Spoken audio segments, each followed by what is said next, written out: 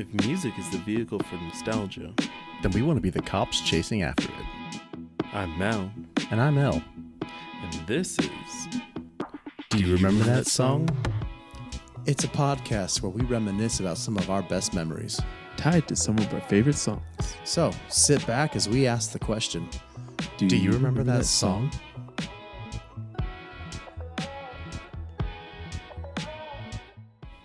Yeah, we're here asking that question, folks.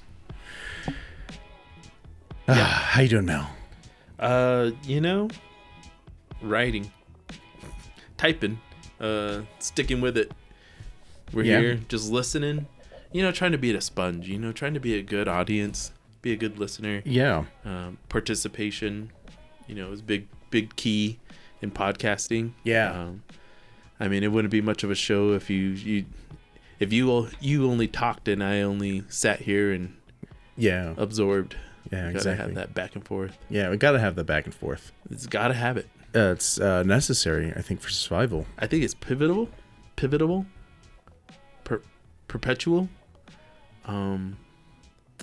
Prominent. preposterous, Oh, okay, well, um, I don't know about that. pinnacle. Pinnacle. Pivotal. Where's my thesaurus at? Pivotal. I think you had it right with pivotal. Pivotal. No, we're here talking, asking each other the question, do you remember that song? Like we said in the intro, this is a very... Nostalgia based or Yeah, almost nostalgia-centric. yeah, centered in nostalgia. Yeah, there we go. And we're trying to, we're... Last week, it kind of struck a chord with me. I was talking about a song by Hello Goodbye. Yeah, And it's just kind of like... We were talking about like how sometimes like certain songs give you feels, you know what I mean? yeah, And brought me to think about a time in my life when I was dead set on moving to California. really. Yeah, I don't know if I ever shared that with you. Yeah, I was working for a hotel, and there was opportunity to be able to move somewhere with them, Mm-hmm. And I know it was like after like my wife and I got married, we were like, I don't know if we want to be here in Albuquerque for the rest of our lives. You know what I mean? Yeah. Just kind of felt like, she for sure felt like she wanted to get out, and I was a little hesitant. Like get out, or like Yeah, get like out. like get out. No, like yeah, just like because like a lot of our family is here. Yeah, Everyone's here. No one ever has ever really moved away. No one, you know what I mean? Yeah. At this point in time, this is like 10 years ago. No one had really moved away. No one had really left. You know what I mean? It's Yeah. what it felt like. At least no one in our immediate family. And so, you know what they say: when Indians go away, they never they come back. never come back. Not true. We did come back. But yeah, no, we were looking at all places where we might want to live. We got really into Disney. We became those Disney people. Disney. People. And so yeah, we were like, you know what? We should move to California. This was like 10 years ago. We had this idea. We were like, we should do it. We could do it. We could go slum it in a not so great apartment because everything's like crazy expensive Yeah. there. Just get a cheap apartment, as cheap of an apartment as we can. Work at the hotel. She was actually working at the hotel as well. I was like, we both get jobs at the hotel. And then we can go to Disney on our weekends. You know what I mean? Like Yeah. that was the dream. And in during this time, the song, I found this band, their first album's really good. Their first album was called Crazy for You. Mm-hmm. By this band, Best Coast. The best coast. Yeah. They say West Coast is the best coast. Anyways, yeah, this band is called Best Coast. It is comprised of this duo. Oh, what is her name? Bethany, Yeah, Bethany, Cosentino, and Bob Bruno, yeah, Bob Bruno. and Allie Kohler. Yes. She's on the drum kit, but Yeah, well, so in their first album it was just those two, and then the second album they actually got full band more people involved, you know. Yeah. But the second one, The Only Place, is actually the title track of the album, and it gives you all. It's basically it's like a song. It's like a love letter to California, or Southern California, I should say. Yeah. The song is itself like a love letter to Southern California, and at the time, it just like that was our dream. It's like, let's get there and let's like, you know, let's live this California life, you know. Yeah. And so like, yeah, we were working really hard. We were like monitoring the job situation to see if it was something that could be possible. And more and more I found out, more I was like, I don't know if this is gonna happen, you know. Just kind of felt like things weren't like falling into place, you know. But we still had Best Coast. The song is like literally like it is like it's a kind of like what we were talking about last week. It's like it's a summer song, man. Yeah. And it's like I said, it's a love letter to California. It's just a really fun tune. And you can hear the pride of being a Californian, you know what I mean? Southern Californian, just, you know, living it up. You got the beaches, you know, you have the sun, you have, you know what I mean? Yeah. It's Warm weather. The warm weather year round. Yeah. Yeah, no, like I'm going through the lyrics here, and it definitely has that like those vibes of like, you know, you're trying to inspire like the beach, you know. Yeah. The idea that you get with the beach, from like the mountains and the birds and everything like that, and then where did I see it? It said something about leave your cold. So leave your cold behind. We're gonna make it to the beach on time. Yeah.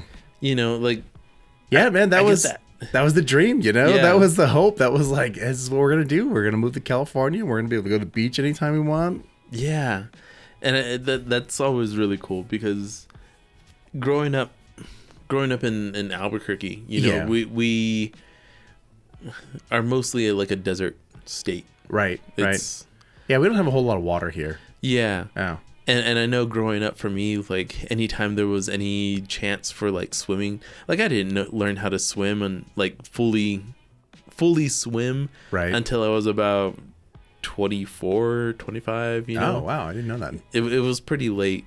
It actually didn't happen until my wife and I got married.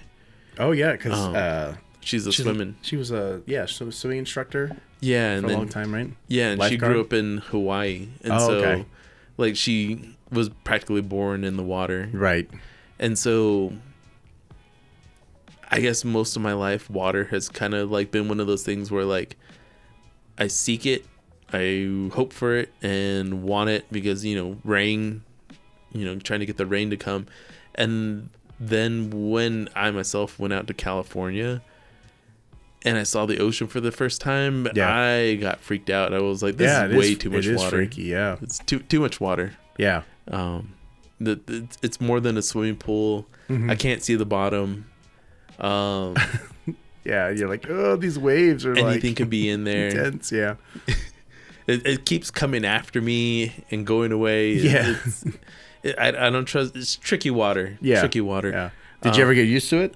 Uh, Have you gotten used to it over the years? Every time you visit beaches? I've only done it 3 times, and every time I found reasons to not go in. Oh, okay. I've gone in, and I've been splashed over my head, a few times, but like, you know, like okay, so the first time I saw it and it was at night, and that like vast like empty blackness of the ocean, like I ran down to the beach and like got to the edge, and I was like, wow, there's so much water, and then all of a sudden it immediately started rushing at me, and my brain just couldn't handle it, and I freaked Yeah. out and ran away. Yeah.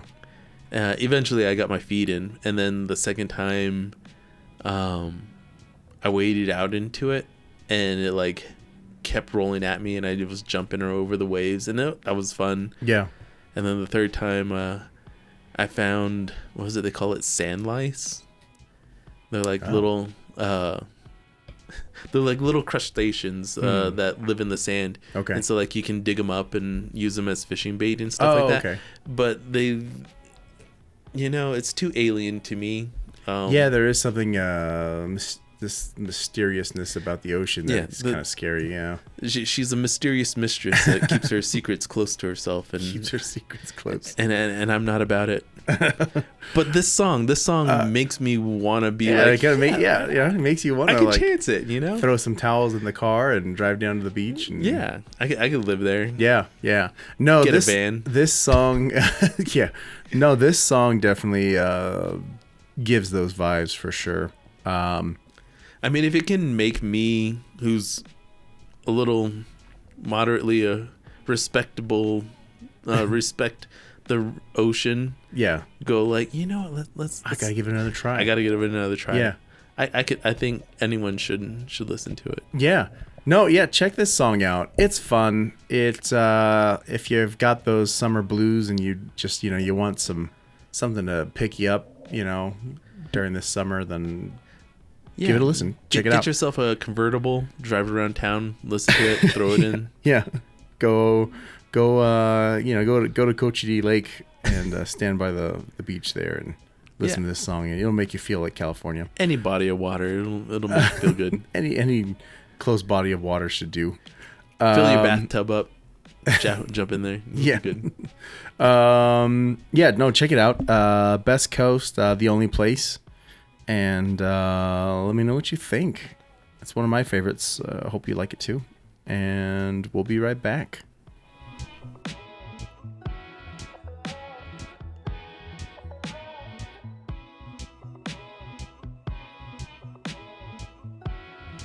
And we're buck. I despise that chicken. Guess we're chickens.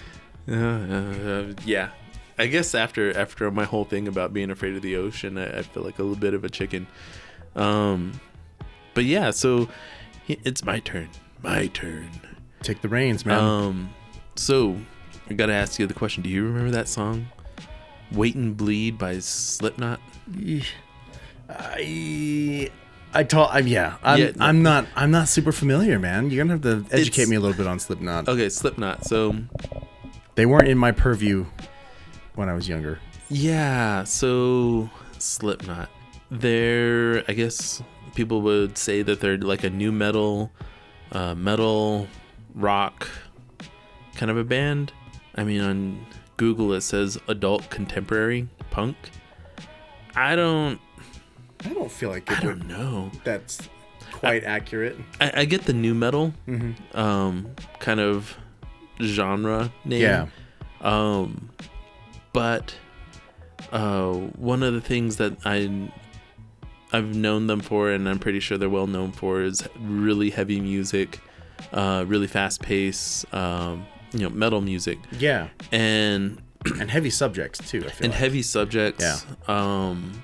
Different kinds of things like that. And so. I see you're wearing your Slipknot shirt. Yeah, I wore it special occasion. Oh yeah.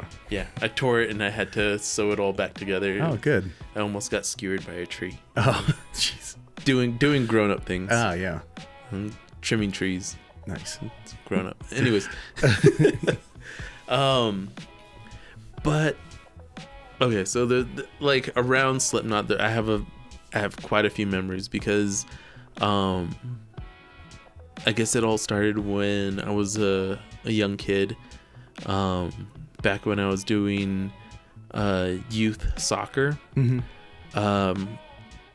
I've said it a few times, and I don't know if I've said it on here, but my brother and my father were my biggest inspirations for music. Yeah. My musical taste.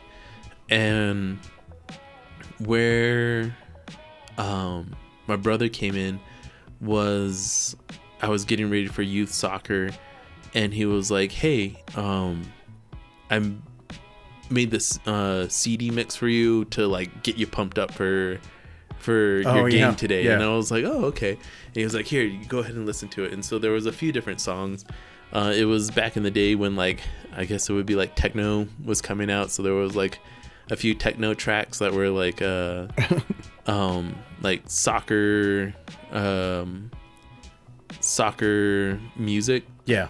that you would like hear like people chanting and everything like that. And Oh, so okay. that kind of stuff. And then he had put on a few others, and one of them was the Wait and Bleed by Slipknot. Okay. And it was one of those things where like he was like, okay, don't let mom and dad know I gave this to you. Okay, so Yeah. you know, keep this, you know, to yourself. Don't play it out loud. And so I remember being in the car, I think we were driving in the van at that time, and I had my headphones on and listening. And then when Wait and Bleed came on, I was like, oh man, what is this? And I guess it's kind of resonated with my outsider feeling self, Yeah. you know, and I feel like that's what Slipknot kind of feeds into, is feeling outside of generally accepted society. I mean, they wear like clown masks and stuff like that when they do their concerts, and you know, it's just that feeds into that like theatrical sense. And so when they play their music, I believe there's actually like quite a few of them. I can't remember off the head how many people are actually in the band, but somebody had seen, and I might have just seen it like on Instagram or something like that. But basically it was a couple of guys who were like, hey, I want to play music. And they're like, okay, cool, you know, like let's start a band. Yeah. And they're like, but I have some buddies who I love hanging out with. Like, I don't want to play this music without, like, I want to incorporate them. And so then they got him in, and like there's a guy playing like trash cans, there's like a dude, you know, a couple of dudes who played like other stuff, like a turntable, a percussionist, like they have like a couple of percussionists. Yeah.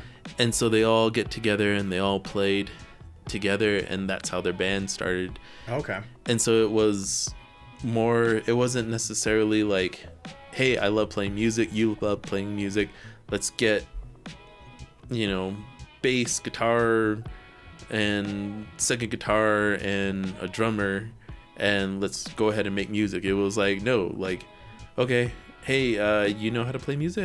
You want to be in the band? All right, come here. Take this triangle and play it, you know, like, Yeah. we're getting everyone in on this, like, come on, Yeah. get over here. And so at the same time, there's like a lot of wild lore about them. Like in the early days, apparently they had like a dead bird that they found on the side of the road before they went on tour. And so they put it in a jar, and like as they go to their show, they like open up the jar and take whiffs of it, and then like close back up the jar and like do crazy, like, Yeah, just stuff that was kind of off the wall, like intense stuff. Yeah. Anyways, and so, you know, feeling as a young kid like on the outside, Something about that just kind of resonated with you. Their attitude, the music, the intensity, the like rage, you know, because as you're a kid and you start getting older, your like body starts, you know, going through the changes, and you're like, I have this anger and aggression. I would need to like force it, you know, guide it to somewhere. Like, I'm frustrated, like all that other stuff. Anyways, and so as I got older,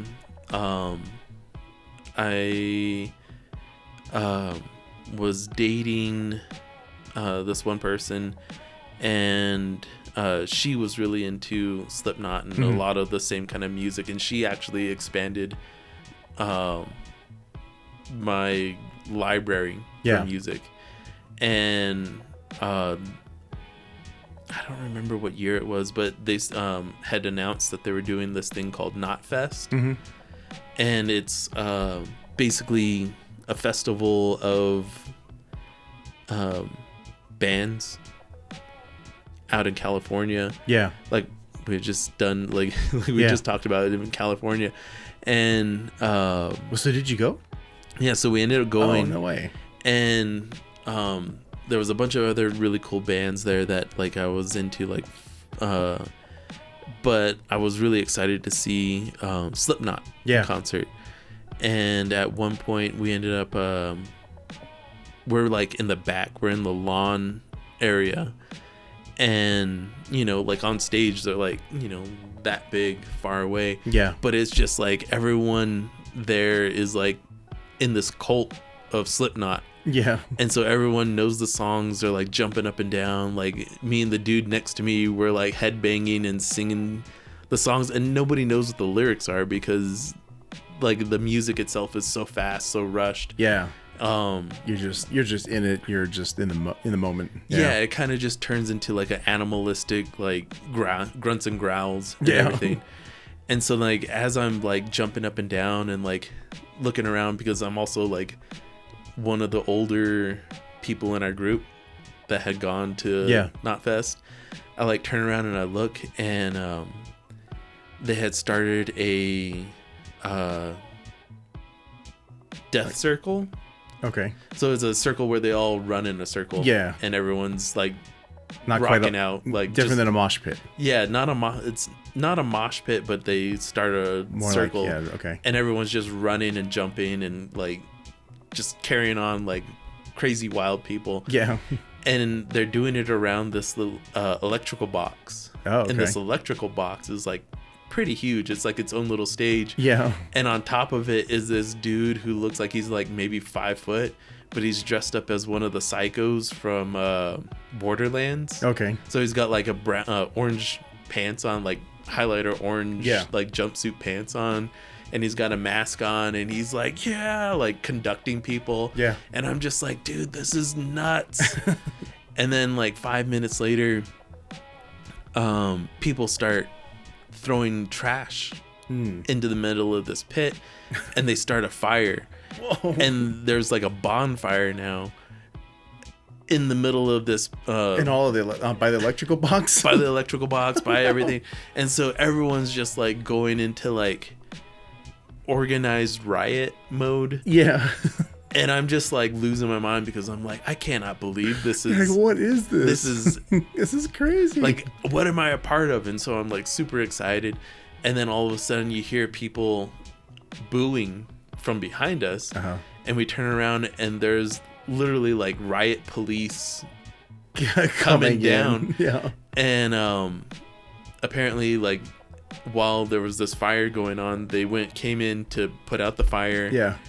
And they were protecting the firemen who were coming in to put out the fire. Oh, jeez. And then this dude ended up throwing a beer at the police officers. And then he got arrested. And so he gets arrested. And so they're like, had to like hoist him up, like handcuff him and hoist him up and like carry him out. Oh, gosh. And I'm like, oh my gosh, like being like from New Mexico. Like not having any experience with like this level of like anarchy. It was totally like a culture shock, and it's super exciting. And I remember like just, I guess, kind of being in love with it. Because it all fed into this like, you know, like feeling different my entire life. You know, with the family, with you know, growing up as a Christian, to like coming to this other place that's like anti-establishment kind of a thing, to listen to music, to rock out, to like just like lose inhibition and be crazy, and then to experience all of that. It was really cool. And so those are like my memories around like Wait and Bleed, and that obviously they played that, and they played a bunch of other songs that like I was in love with, and so, you know, it was a lot of fun. Nice. Actually, I think I got the shirt there too. Knotfest, huh? Yeah, so nice. Knotfest. That's crazy, man. I don't think I've ever been a part of a concert where it got that rowdy. Yeah, it was intense. I mean, part of me was like worried because, you know, like being the oldest and being You're like, I'm responsible for everybody. Yeah. We're gonna get arrested. I'm like talking to my girlfriend. I was like, "Where's your sister at?" And she's like, "Oh, she's in the thing. She's in the death circles, running around." I'm like, "Is she alone?" She's like, "Oh no, she's got 3 other people with her. She's fine." And I'm like, "Oh, okay, cool." I know. Yeah, like, you get in those spots and you're like, "This. I want to have fun, but I also like want to make sure we're good." Yeah, Are we all like, good? Are we Hey, good? is everybody good? You good? You good? Yeah. You good? But yeah, I mean that's the cool thing is like the rules that are in place around those things, like they're unspoken, unwritten rules. Mm-hmm. It's like if somebody falls down in the mosh pit, you stop and you pick them up. Yeah. You know, if people are getting too close or they're pushing too close into the stage, like the musicians themselves will like be like, "Hey, whoa, guys, back it up. That person, like I could see that person is struggling. Come on, like take care of them." Yeah. And that's kind of like, I think the cool part about the metal community is, So it's like organized chaos. Organized. yeah, like Organ. we're all here to lose ourselves in the anarchy. We're not here to go to jail or hurt somebody. Right. In this anarchy, we're here to To have a good time. To have a good Take time. care of each other, but have a good time. yeah. If you're getting dehydrated, Go get some water. ask me. I'll get you some water. Someone get them some water. Yeah, that's cool. That's cool. I'd say I wouldn't have thought about that. I don't know anything about Slipknot. You know what I mean? Yeah. I just know that when I was younger, they kind of freaked me out. And I think that's what like they're supposed to do. Is Yeah. they're supposed to freak people out. They remind me of like, I don't know.